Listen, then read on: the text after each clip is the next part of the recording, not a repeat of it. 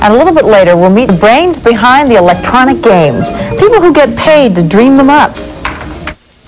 Some say this will be a slow season for Christmas shoppers, but one item is still hot: electronic games. And tonight, Mike Hagedis takes us to the heart of that billion-dollar business, to the place where the ideas for the electronic games comes from. At the moment, I don't do animation at all. Brian Moriarty and Hal Barwood look like average enough guys, but they're from a different world. Oh, they may walk and talk here with the rest of us, but they work, play, and live more than a little in this one.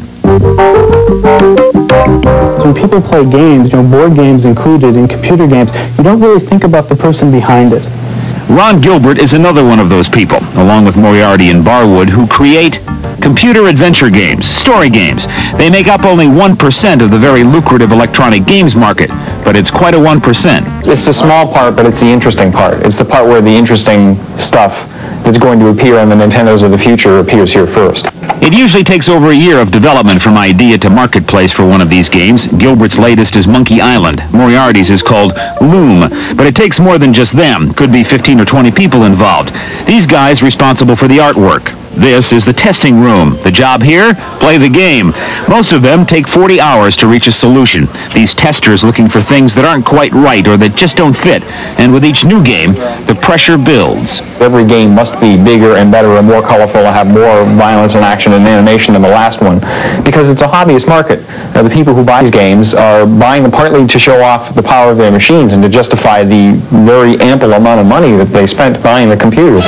No matter how long it takes or how many people are involved, the soul of any game is one person, one idea. Moriarty gets some of his walking the grounds of Lucas Ranch or reading.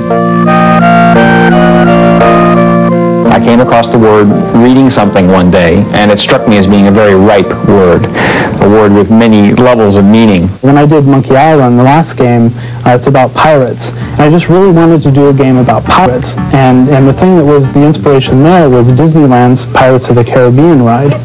That's my favorite ride there, as it is a lot of people's. And I've gone on that ride, and I always just wanted to get off of that boat and walk around those little scenes and talk to those people inside that ride. While Moriarty and Gilbert come from computer backgrounds, Barwood comes to Lucas Games out of Hollywood, the movie business, is in charge of developing another Indiana Jones game, and sees these things as the silent movies of our time, with a small difference. There's kind of a relaxed engagement that happens that's much more direct than a film where you attach emotionally to a character and you follow his fortunes, but you can't intervene in them.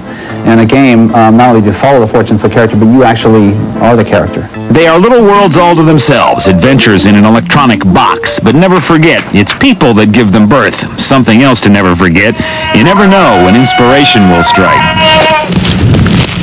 On the crossroads in San Rafael, Mike Hagedis, Channel 5, Eyewitness News.